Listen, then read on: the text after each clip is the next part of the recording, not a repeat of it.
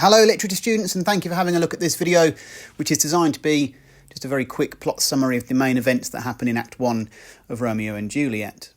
There isn't any deep language analysis here, although I do point out some key quotations that are worth knowing, but otherwise this is mostly concerned with plot and character.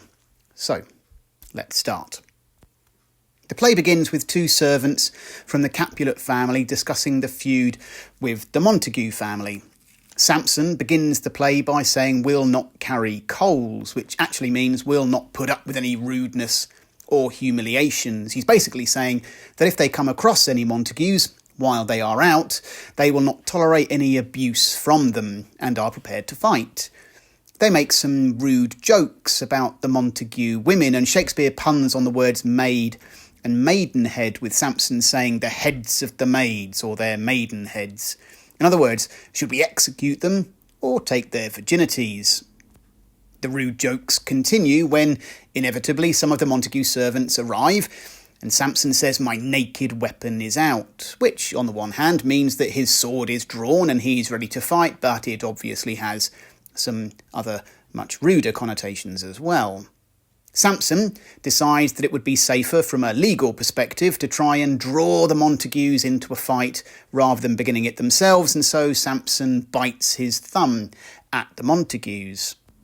And you can probably think of some insulting gestures using your fingers as well. And this action has its desired effect of provoking the Montagues, and it isn't long before they are fighting. Soon, one of the play's more important characters arrives. He's called Benvolio, and he's a more senior Montague. He's cousin to Romeo, and he tries to stop the fight with the line, "Part fools, put up thy swords, you know not what you do." Unfortunately, at that very moment, a very senior Capulet arrives on the scene and sees Benvolio with his sword drawn among the Montague and Capulet servants. And for all that Benvolio is for the most part in this play portrayed as a peacekeeper, Tybalt hates the idea of there being peace or a resolution to the conflict between the families. And he says, "What, drawn and talk of peace? I hate the word as I hate hell, all Montagues and thee." And on stage at this point, you'd see the fight in full flow, with the most senior members of the families, old Capulet and Montague, trying to get involved as well, although they are prevented by their wives from doing so. The fight eventually comes to an end when the prince arrives, and he is in charge of the city of Verona, and he threatens the two leaders of the family with this line: "If ever you disturb our streets again, your lives shall pay the forfeit of the peace." With the brawl over, Lady Montague turns to Benvolio and expresses her happiness that her son, Romeo, was not involved. They then question where Romeo is, as he's been in a sad and depressed mood recently, shutting himself up in his room, and many mornings has been seen wandering alone in a grove of sycamore trees. And Benvolio agrees to try and find out what's wrong with him. When he asks Romeo what sadness lengthens Romeo's hours, he basically replies by saying that he's in love with a woman called Rosaline who does not love him back. And in the speech which follows this, Romeo uses a series of what we call oxymorons, or contradictions, to explain the way that so pleasant a feeling as love can feel so painful. And here are some of them: feather of lead, bright smoke, cold fire, sick health. And Benvolio's advice to his lovesick cousin is that he should forget to think of her. And Romeo responds with, "Oh, teach me how I should forget to think." And Benvolio responds by saying, "By giving liberty," which means freedom, "unto thine eyes. Examine other beauties." And this sets up the idea of gate-crashing the Capulet ball, which is introduced in the next scene. In Act 1, Scene 2, Capulet is reflecting on the judgment of the prince while talking to an Italian nobleman called Paris. Paris is interested in marrying Juliet, Capulet's only daughter. Capulet says that at this moment he feels Juliet is too young and Paris must wait at least another 2 years before she will be ready for marriage. It's also worth noting that Capulet explains to Paris that my will to her consent is but a part. In other words, he will not force Juliet to marry anyone that is not of her own choosing, which is interesting to compare with what happens later in the play.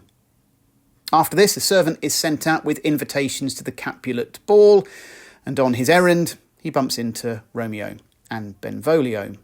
The servant cannot read the names that are on the list, and so asks Romeo to read them for him. And on the list of invitees is Rosaline. Benvolio hatches a plan. He says, "At this same ancient feast of Capulet sups the fair Rosaline, whom thou so loves. Go thither, and with unattainted eye compare her face with some that I shall show, and I will make thee think thy swan a crow." In other words, let's go to this party, check out some other women, and you will see that Rosaline is not as great as you think she is. And Romeo agrees.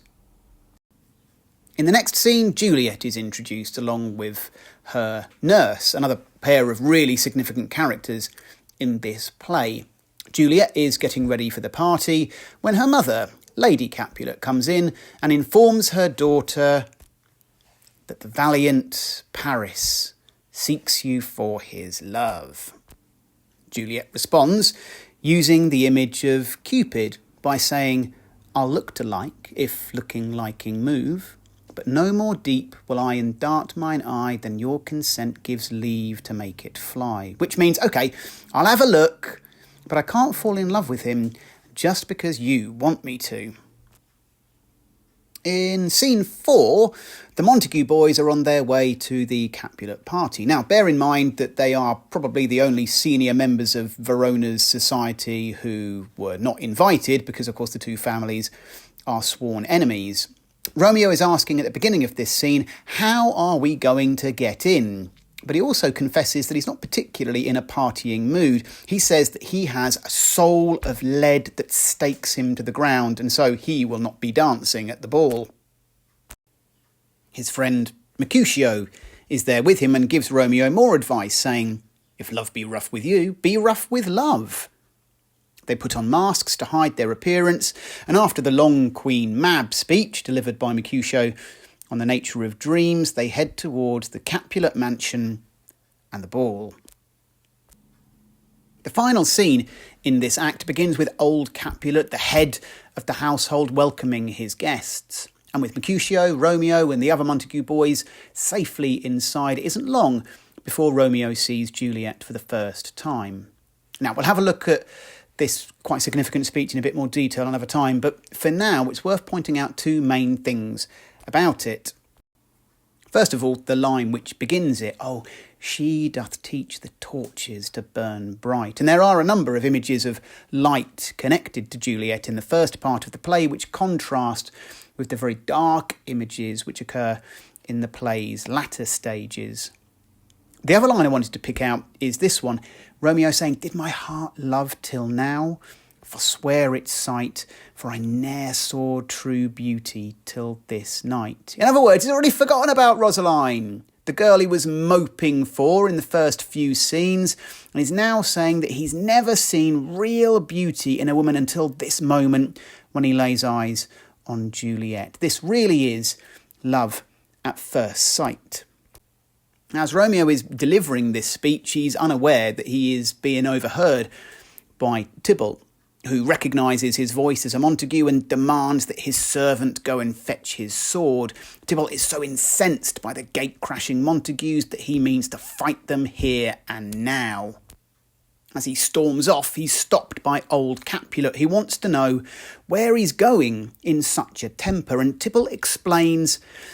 And Capulet's response is an interesting one because he says content thee, gentle coz, let him alone. He bears him like a portly gentleman, and to say truth, Verona brags of him to be a virtuous and well-governed youth. So here we have old Capulet actually complimenting Romeo, his enemy's son, and furthermore telling Tybalt to leave him alone, saying he does not want his party ruined by a fight. Tybalt is far from happy with this decision, calling it a shame. In other words, shameful, disgraceful behaviour to put up with a Montague in their house. And old Capulet has to get quite angry with Tybalt, reminding him that he is the master of the house and not Tybalt.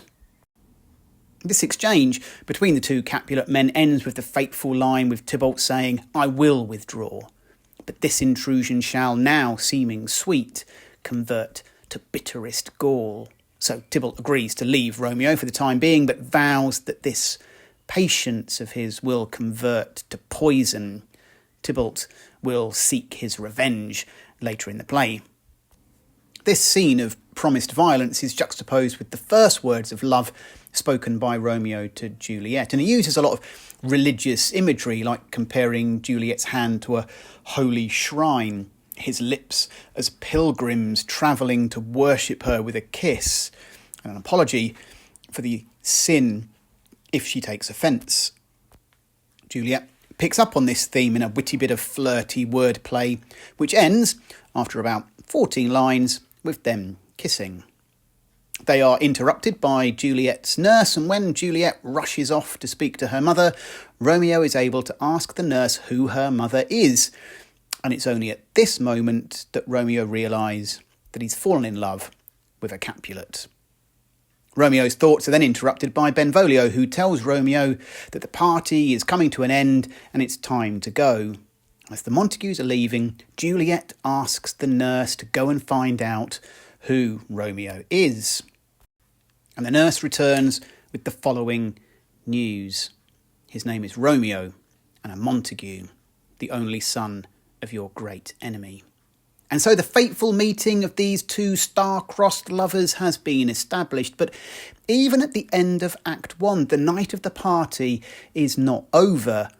Having discovered Juliet's identity, Romeo needs to speak to her again. And this is how Act 2 will begin.